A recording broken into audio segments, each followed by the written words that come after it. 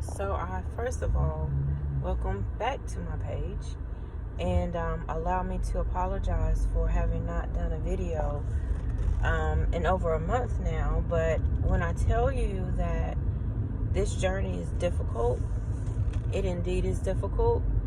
But my goal and mission in sharing my story and sharing my truth, rather, is to help those along the way, because when I have shared my testimony outside of this platform, I've been able to minister. People have shared with me that, well, Jennifer, I've gone through something very similar to that, and didn't know how to deal with it. So I was inclined to do this in order to help those that may feel as if, well, how do you properly assess your feelings? How do you properly deal with this type of situation? And I can honestly say that I know it's not easy, because it's not been easy for me. When you know the right thing to do and the right way that things should be done, and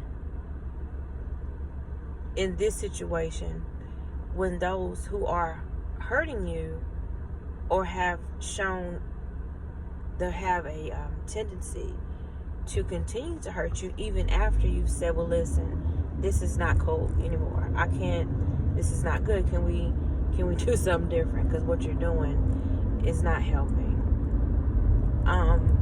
And for me, the difficult part has been not in acknowledging what my feelings were, because I was very, very, very much so aware of the hurt that I was enduring, the disappointment in the individuals that continue to hurt me, and the frustration in the matter, because I was looking at myself and judging myself, thinking, what was it about me that caused me to deserve to be left out? What was it about me that caused them to want to put my life under a microscope, neglecting to even acknowledge that I'm human? No one dots every I, and certainly no one crosses all of their T's. We all go through life in different stages and have to learn different things in our own personal journeys.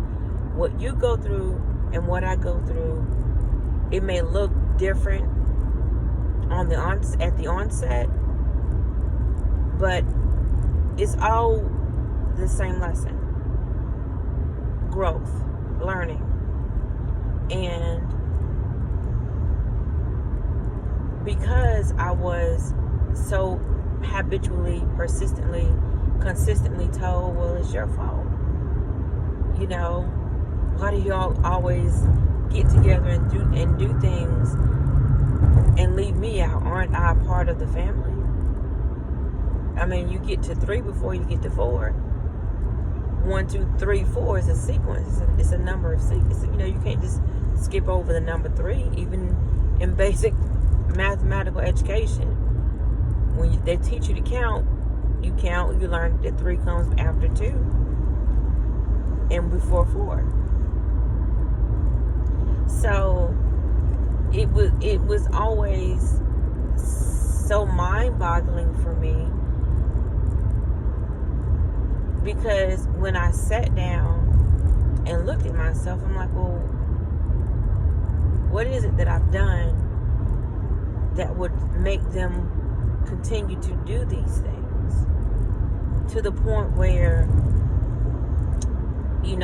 discussions are had, or they have discussions when I'm not there, about a conclusion, and they come to that conclusion about my concerns and then close the case without coming back to resolve anything with me. And I do deserve that. And for a long time, I didn't think that I didn't even think of it in that way. Like, Jennifer, you deserve an apology. You deserve to demand an apology when they refuse to give you a sincere apology. You can say to me all day long that you are sorry for what you did.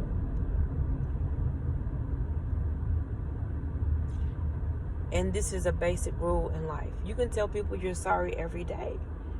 But an apology without changed behavior is just another form of manipulation and control. Because if you tell me, Jen, what you're doing is hurting me, and I tell you, well, I'm sorry, but I continue to do things, whether it's that same thing or not, to hurt you, but I'm always telling you, well, listen, this is bothering me. This is not good. Not just for me, but for my son. Oh, well, it's your fault. You know, and because they use that they play that mind game with me. Well, Jennifer, it's your fault. So me being the current kind of lady that I am, the woman that I am, will sit back and look at myself like, well, what is it? Why is it my fault? Because when you want relationships to change, you take full accountability in order for the relationship to redevelop where it has been damaged, to get further beyond that breaking point so that the relationship can be whole, so healing can take place. So I would do that. And no matter what I did, no matter how, much I did,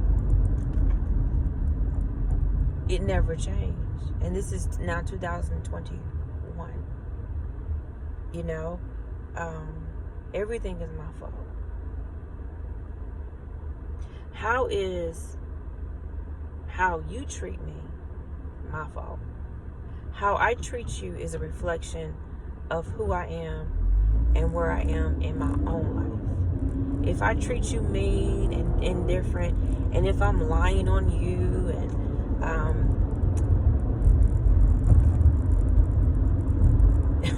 if I'm lying on you behind your back and or to your face, and if I'm lying on you behind your back and I'm being fake in your face, that means there's some issues in your own personal life.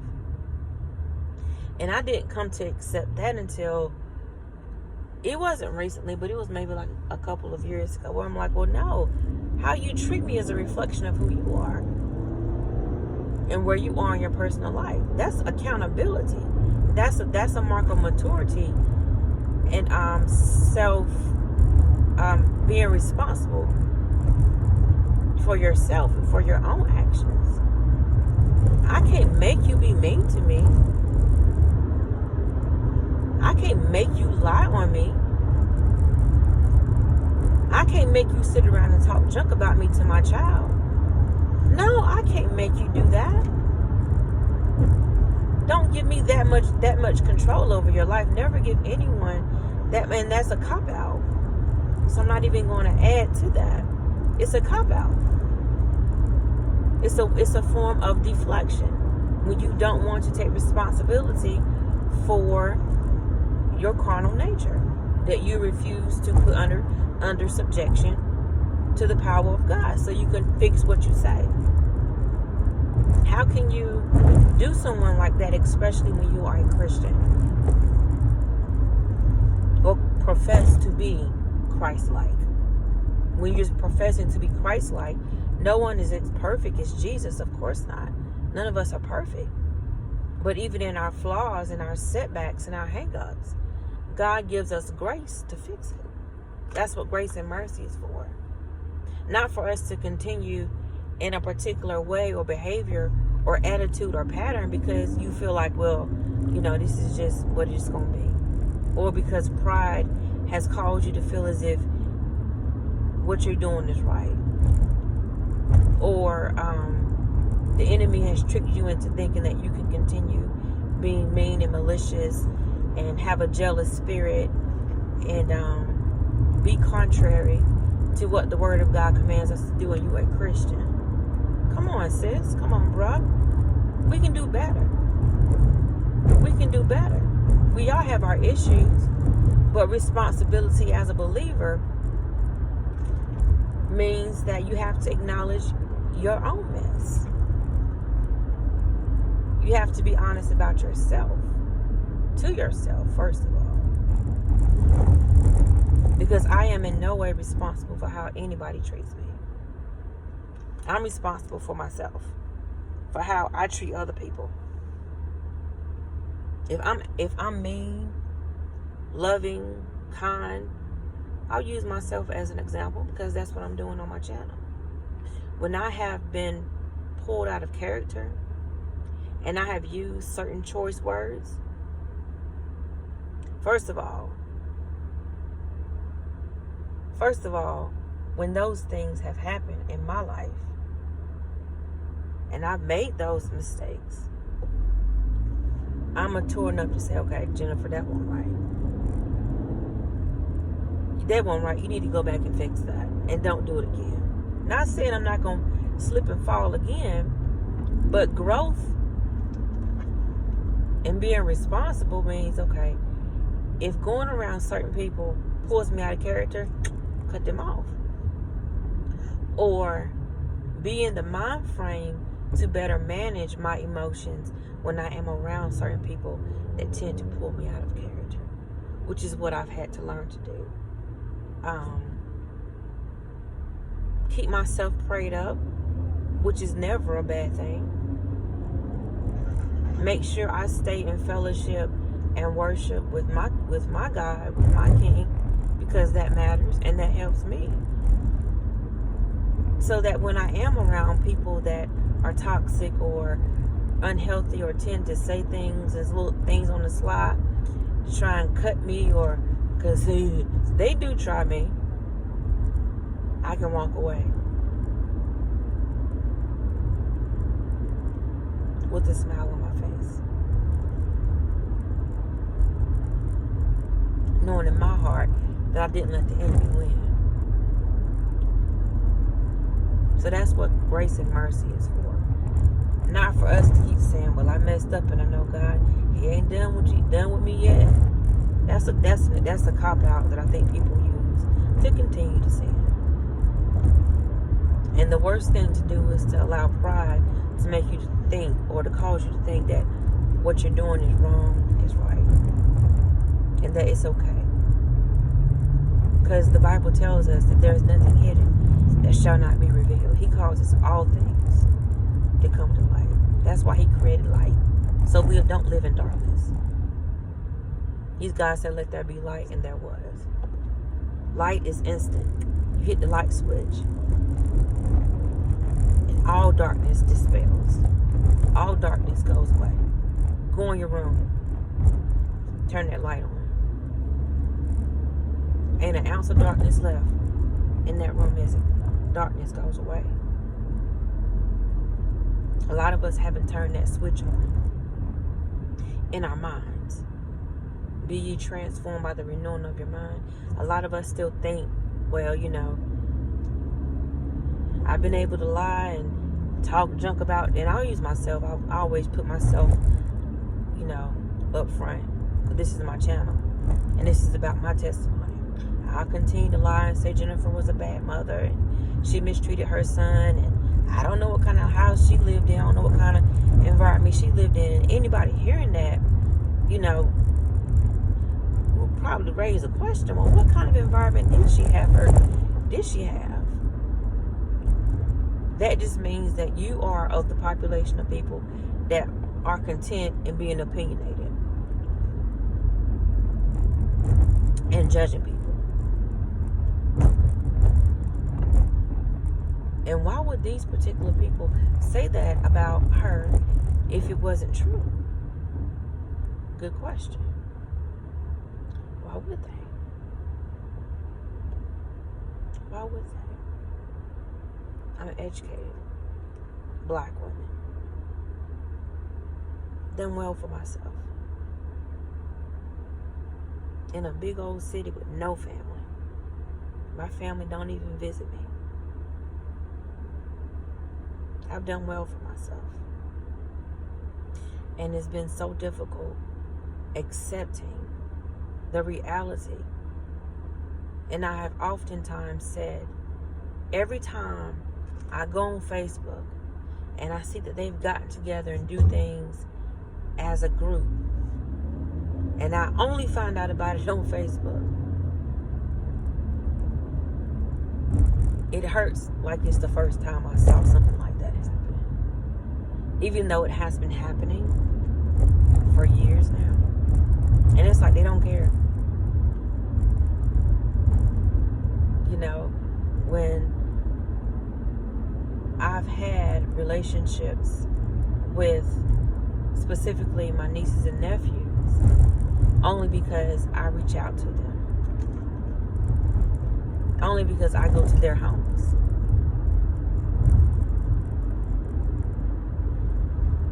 Makes you feel a certain kind of way. You know, back in the day when I was raising my son, I would always sit back and ask myself, what's wrong with me? And I would look at how they live and what they had, like the tangible things that they had, and look at what I had. I'm like, well, ain't no difference. But I was always the one, you come here with us. No, that they never said, well, Jennifer will come and spend time with you and Elijah. And so,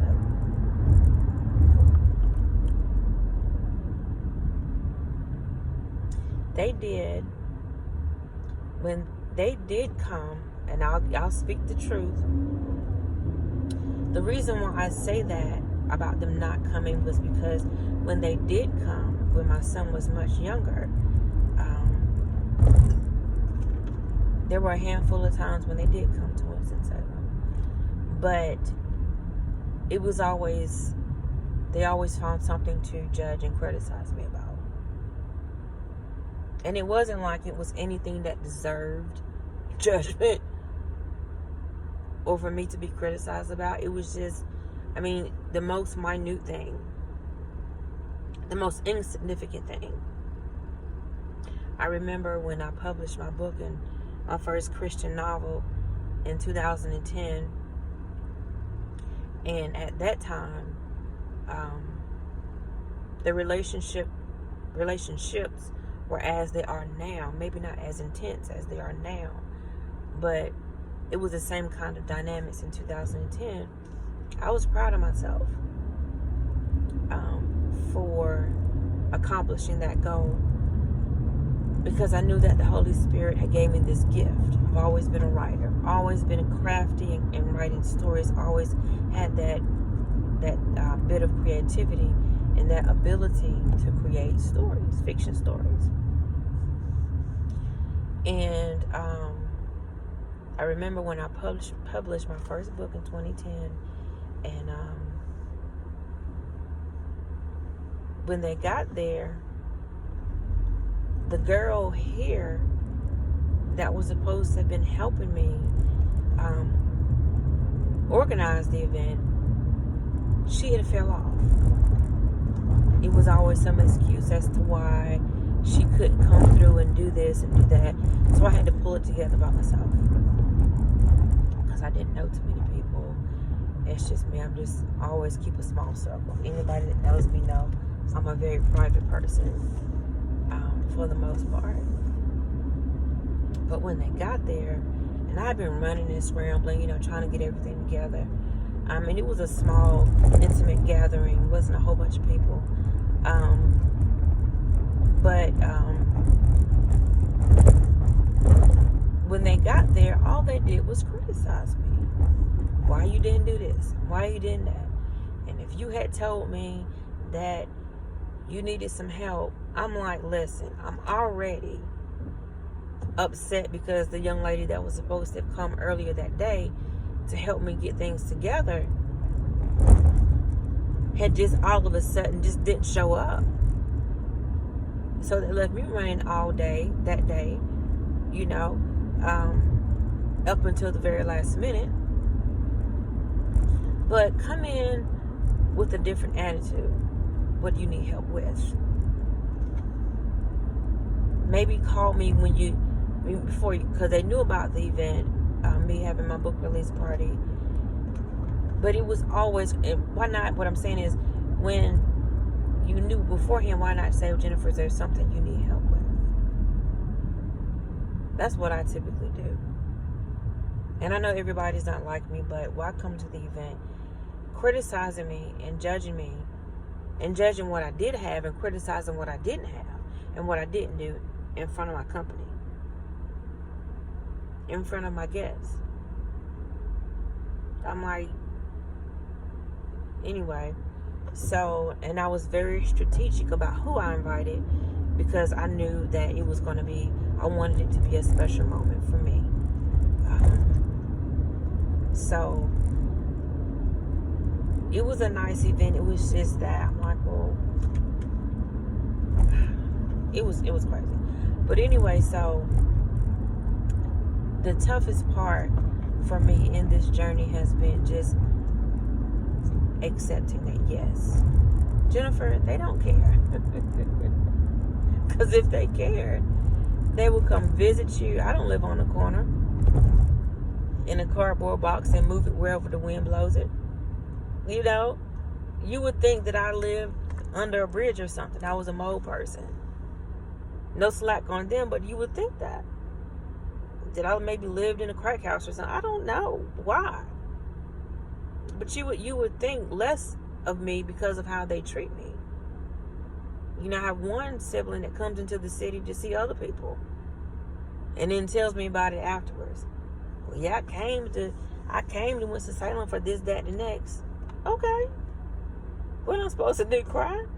Because you're an older sister and you come into the city and you won't even come see one of your younger siblings? I mean, okay, I expect you to do that. If you did something different, I would think the Lord was coming back. Because this has just been their pattern. Every excuse under the sun to not do what they could do and what could be done. And then tell me it's my fault. Or it comes with that implication like there's something wrong with me that justifies why she didn't come and at least call me and say I'm in town for a particular reason. What are you doing today? You know? That's not to say that she's always done that, but the very fact that she would do that when they honestly can't say I've done anything to them, because I haven't. I put them in their place on certain occasions. Oh, absolutely. Because after a while, enough is enough. And this woman is tired. But it don't make it easy to deal with. It doesn't mean that dealing with this is getting easier, because it's not. It's just like being hit or breaking a bone more than one time in the same place. I am a living testimony, because I've broken my leg. I've only broken it twice, but the second time I broke it, I actually broke my foot. And when I broke my foot, it caused a fracture in both of my bones in my leg. So I had arthritis in my leg before, from the first injury when I was younger. But after the third surgery, I've had about 4 surgeries on my left leg after I broke my foot. But after the fourth surgery, the very last one, the doctor did something wrong and caused me nerve damage in my leg. And it's like the healing process is ongoing because of. So what I'm saying is, when you are consistently hit in the same spot over and over and over again, you can take yourself and go through that healing process, but that pain lingers even more, because to this day I can't do too much without my leg hurting me. going to the store, just basic stuff. Because this leg has been through it. And my knees now. So that's the point. And then when you get to a place as I'm in now where I don't have that communication with them because I don't call them. And I know in times past, well, you don't call and talk to your nieces and nephews, or you don't call and talk to me. But I think communication goes both ways. I'll call you and talk to my nieces and or nephew because I want that relationship. I guess it means because you don't call me that you don't care. I come by your house and spend time with you, including, your children, because I cherish that relationship.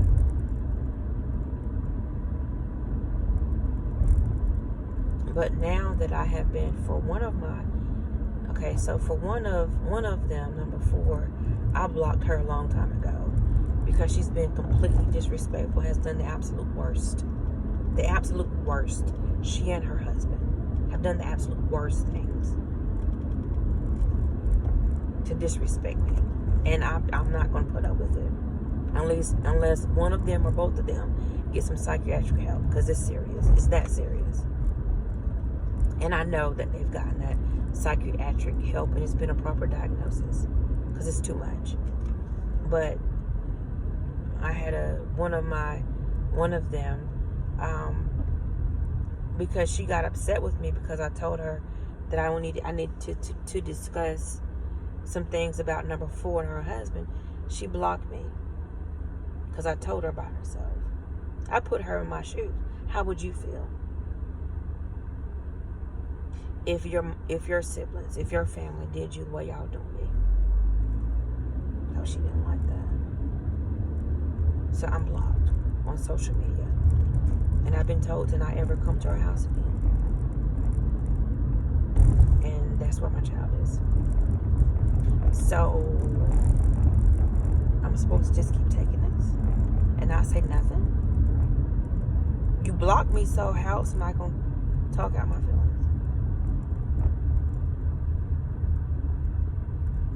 You pretty much let me know in the last message that I received from this particular one that she don't care how I feel. Blah, blah, blah. Jennifer, keep talking. Whatever. Okay. If I ever need an example of what it means to disrespect your sister, she's the poster child. She and the youngest one. I blocked number 4 on my own. I did. I mean, for very good reasons, because it was too much. But number 1,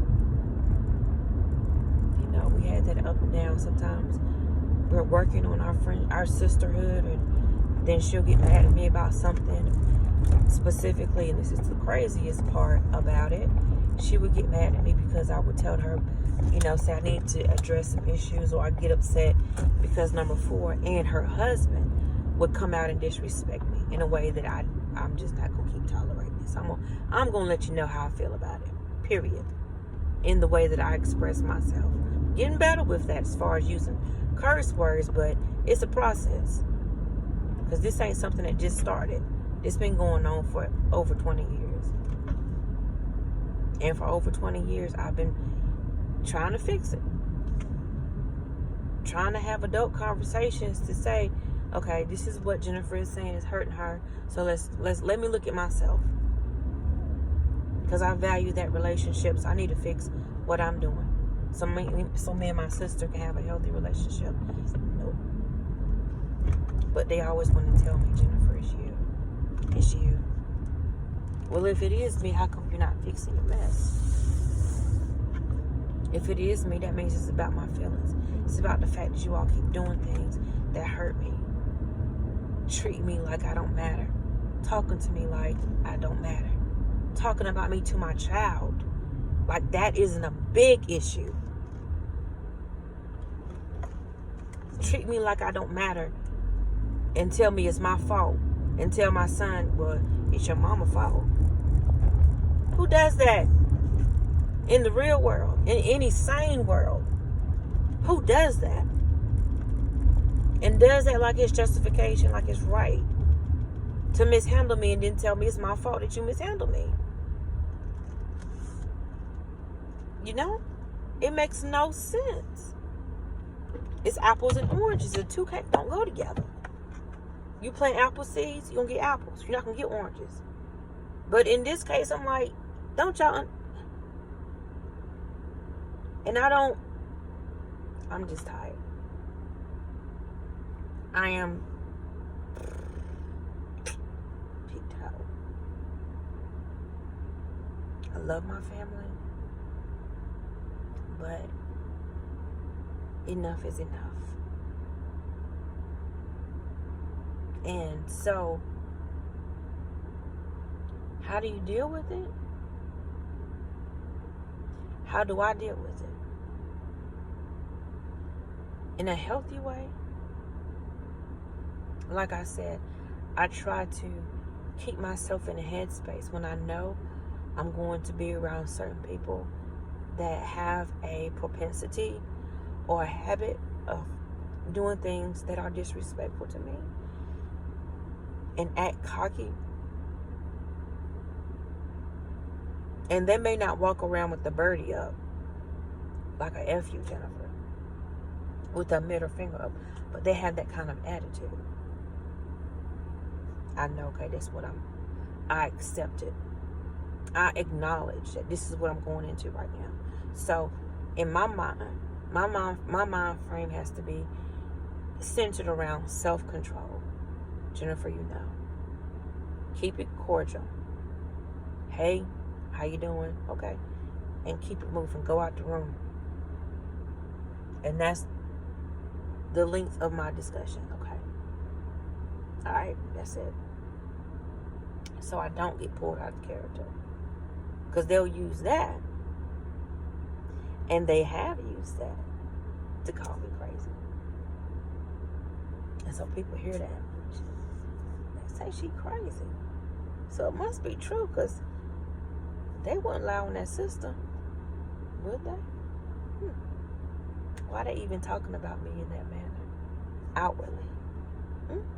That's the real question.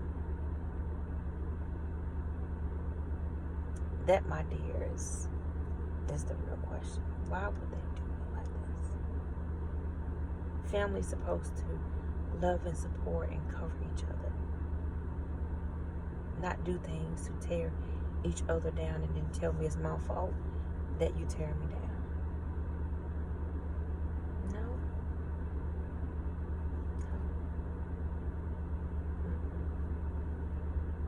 Keep yourself in a good headspace. Acknowledge this is what I'm going into. Realize, okay, I hope and pray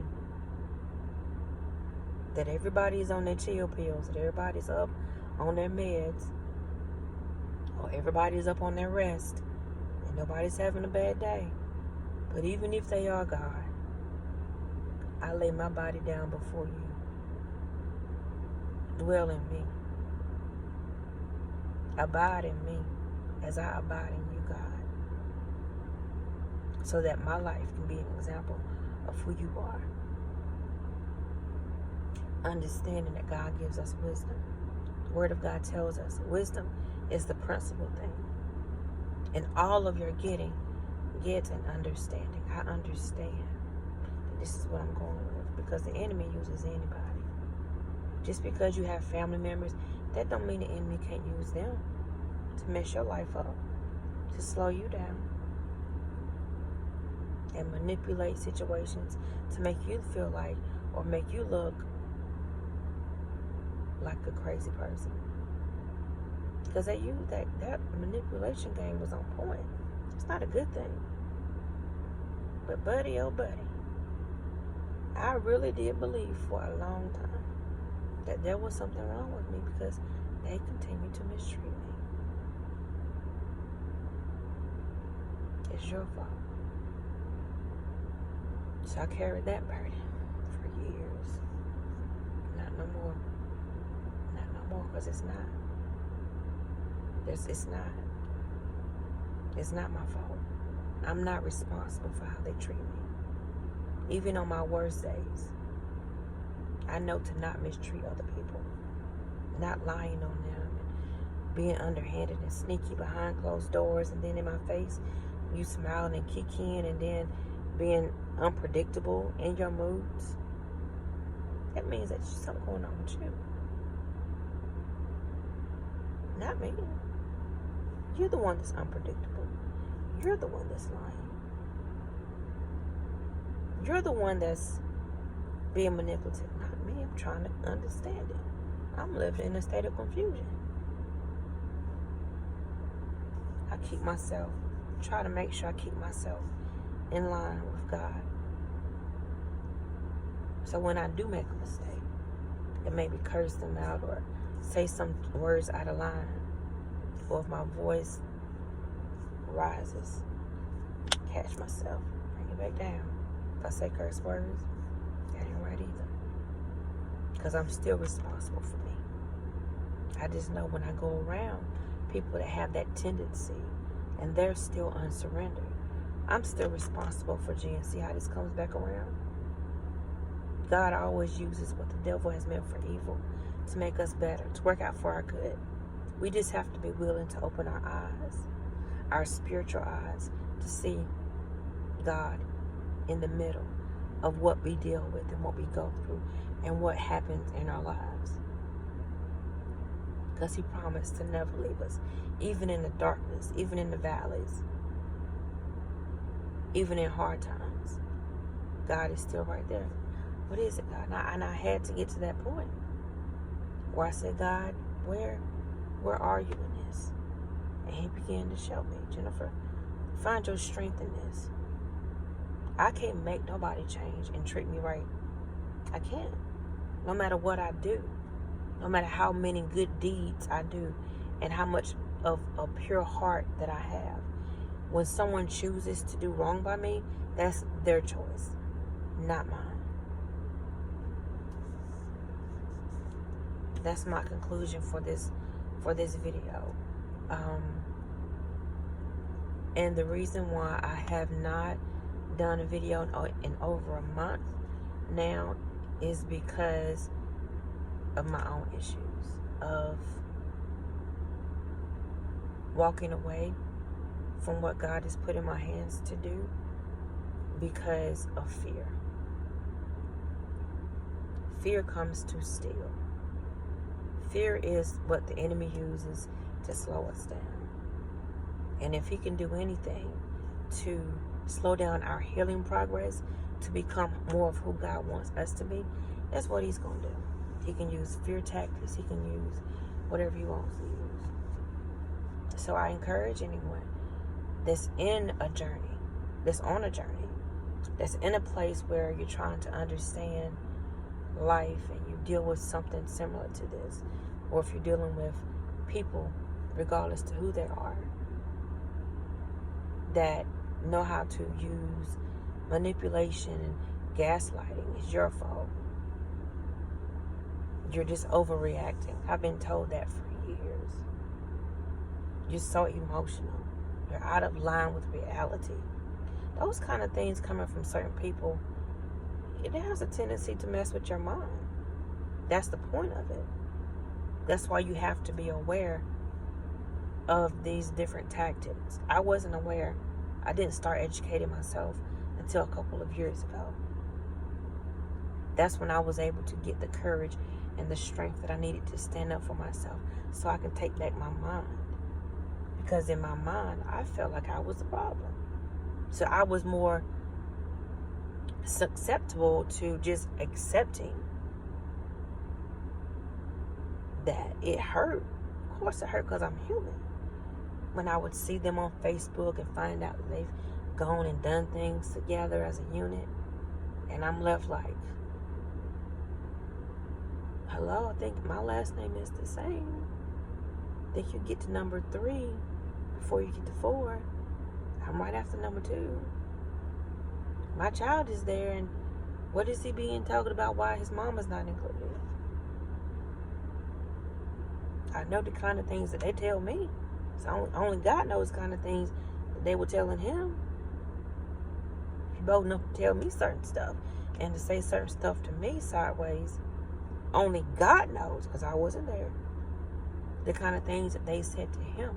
I know some of the things that he's told me that they've said about me, because me and my son have that relationship. But again, when someone is able to have your mind and affect your mind and your thinking, they got you. They can control and manipulate your life. So I have to learn self-control. I have to learn how to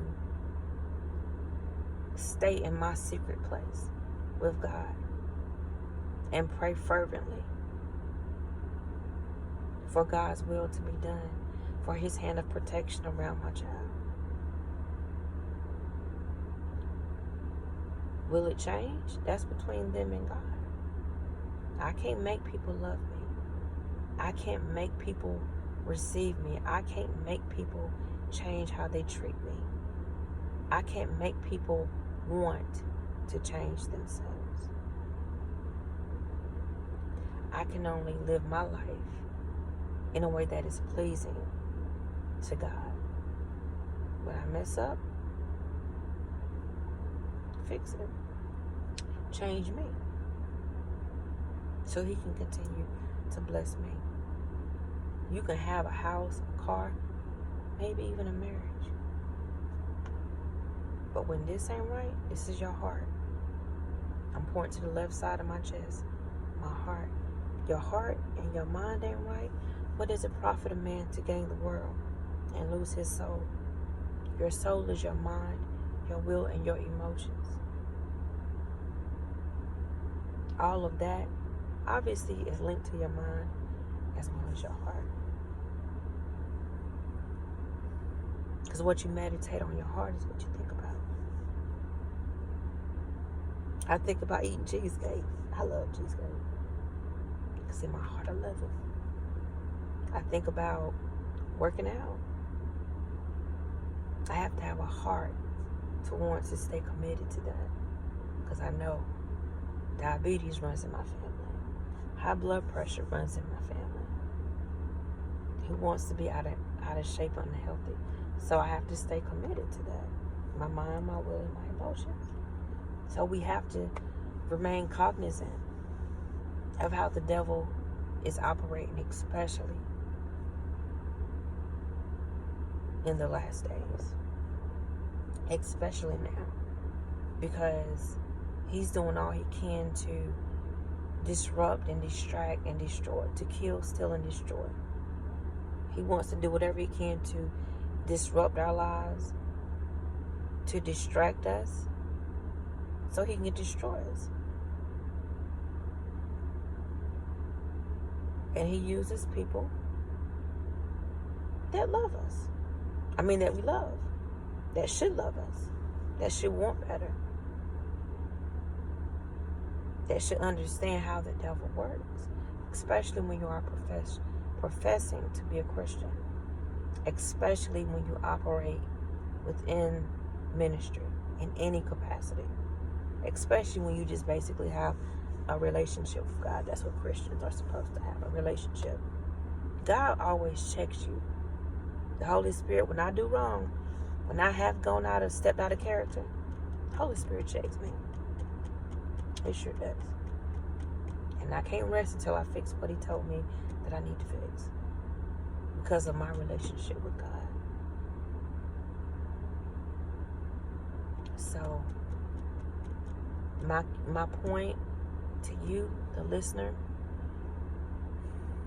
keep a relationship with God, because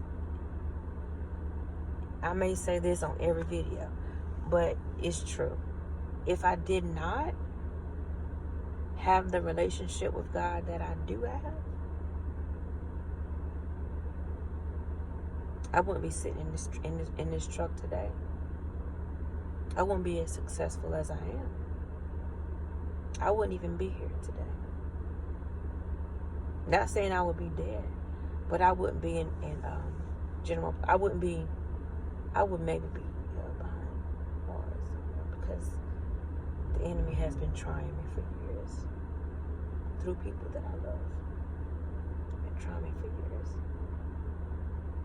It's been about this successful in pulling me out of character.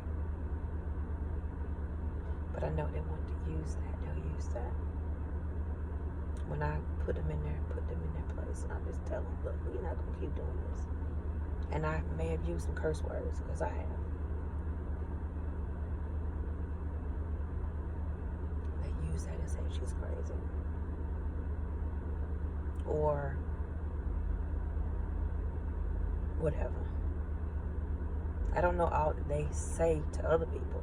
I'm just going by what they tell me. Because they've told me to my face that I'm crazy. They have told me to my face that I am delusional, that I am narcissistic, that I am out of touch with reality because I don't think like they do. Because I don't do some of the stuff they do. It don't make me crazy. And I got a mind of my own. It absolutely does not make me delusional. Because I don't accept the reality that you think is reality, but what you think is really the delusion. The enemy is very cunning. He's very skilled in being manipulative. That's why you must have your own personal relationship with God. Not just on a Sunday, not just at a concert, not just on a Wednesday or at some kind of special event where you're up front or maybe in the mix. But behind closed doors, when you have that one-on-one time with God, that's how you develop and cultivate your relationship with Him. So you'll be able to know exactly how the enemy is working. So you don't get tripped up. Because the enemy tripped me up for a long time. Had me thinking that I was crazy. That I was somehow deserving of being left out. That there was something that I was doing. Something about me that justified me being left out.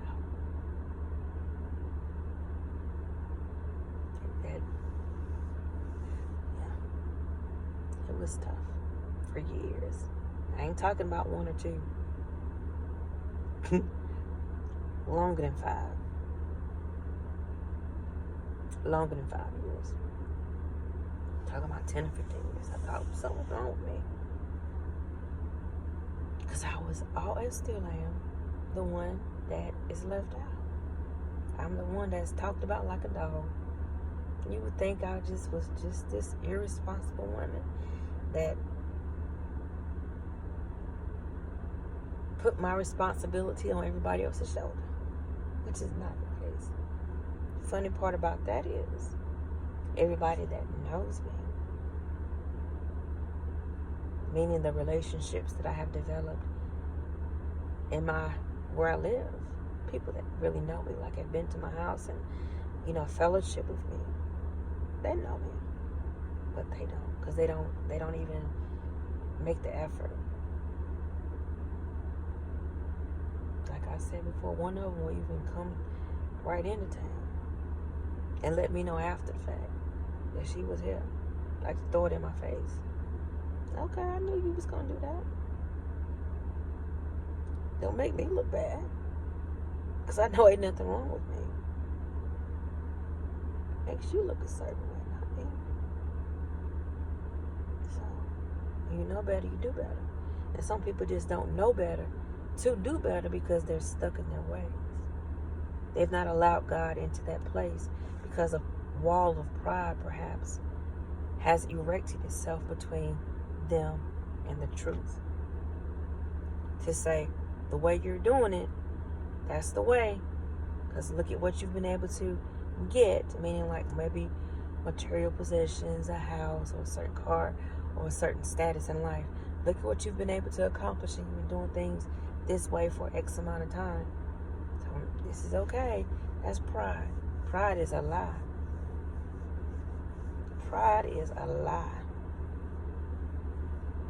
Pride is a form of deception if there ever was one. That's why God tells us it's supposed to be humble.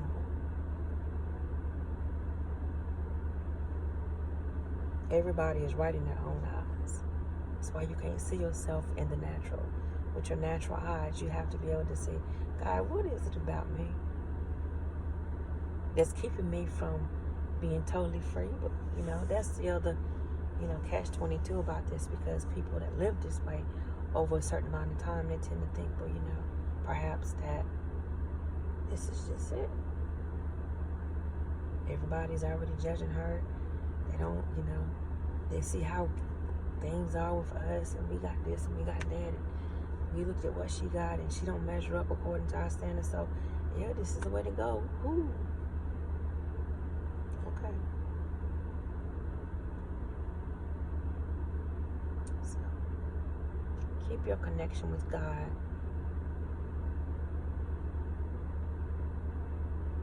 Maintain it. Don't get so caught up in the hype in society, in the hype in the world and in life, and social standards, that you neglect your Creator. Just like we do with our children. We expect a certain level of respect from them as their parents, mother and father.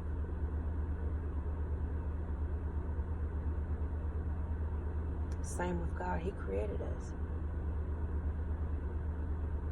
We have to remain consistent in spending time with Him every day.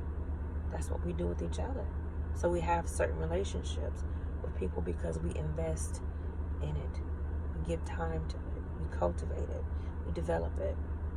Sometimes take it through rehab when, there's issues and restructuring needs to happen. But that's what you do. Same with our relationship with God. When you get out of line, He's not a God that's going to turn His back on us, because He'll never leave us.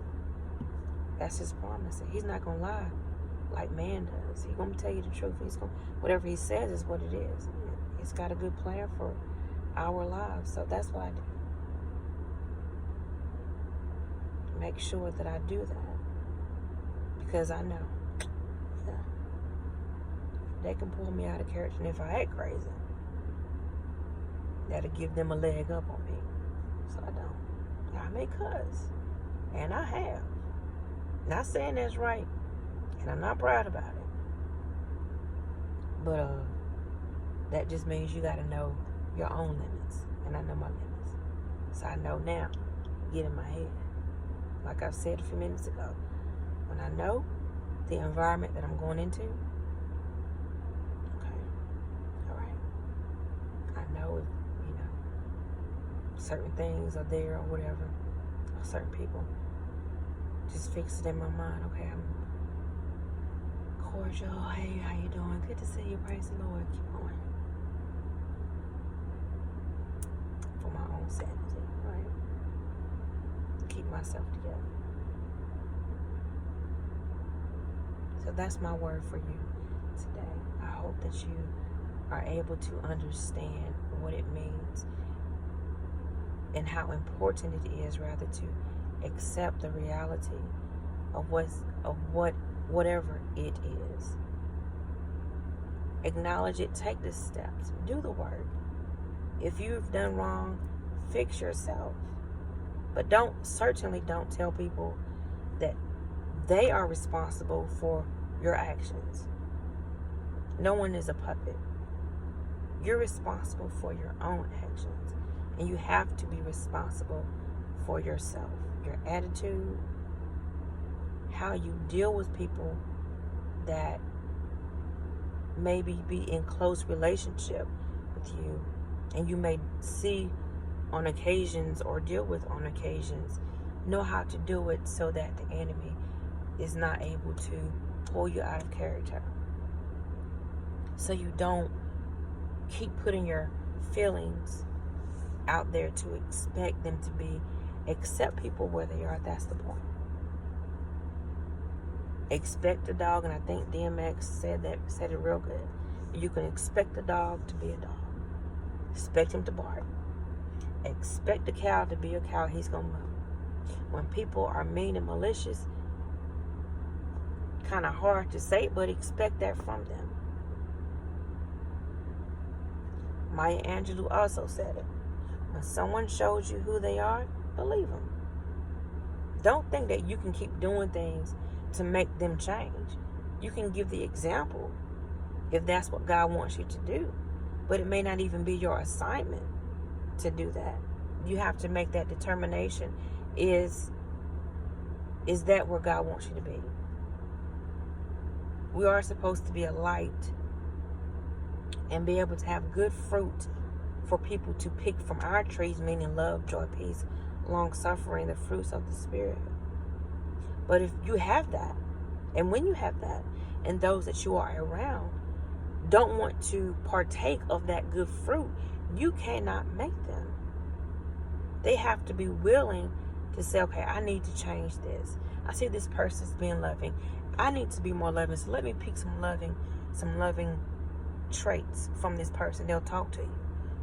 You know, they actually can't pick, like figuratively, like actually pick love from you, like you pick fruit from a tree. But they can glean from you how to be loving. But if they don't want to, you can't make them. And I had to realize that. I wasn't trying to make them. I was wanting them to understand and see that what they were doing was detrimental to our relationships, to my relationship with my son, because he was being influenced by them, you know. So it's important for us to understand. Don't deflect. Be responsible for yourself. That's the point in all of this. Be responsible, for yourself. Do the work. Do whatever it takes for you to be better. And don't tell people that they're responsible for how you treat them. A person treats you however they treat you based on where they are in life. And that's just the truth about it. So I hope you guys have learned something. Don't forget to like and subscribe to my page. Turn on your notifications so whenever I do decide to do a video, you'll get your notifications. So I just hope that you learned something. Freedom and truth, this is my journey. This is my way of using my life as an example to show people that even in the midst of this, all that I'm sharing about my life, about my journey towards dealing with emotional and psychological abuse, because manipulation is indeed a form of that. Because it affects your emotions. Manipulation affects your emotions. It affects your mind. Psychological abuse. It affects all of it. And it was a weight. W-E-I-G-H-T. A weight in my life that prevented me from getting as far as I maybe could have been. Because I was spending my time and energy trying to understand and trying to understand people and situations and trying to get love from people that weren't able to give me the love that I needed. Basic thing, but everybody is not able, clearly, or wasn't able to do it. So I hope that you learned something. I hope that you are inspired to keep pushing. Keep pushing. For me, this has been an over 20-year journey for me. And it took me the majority of that time to get to the point where I can say, okay, what I thought about it is not the truth, because it's not my fault. I'm not responsible for being mistreated by people that should know better. I have to keep pushing towards my God-given goals and dreams and desires. I can't keep doing things that's only weighing me down, because it's not helping me, and it hasn't. It didn't. So be inspired, be encouraged, but most importantly, be honest with yourself.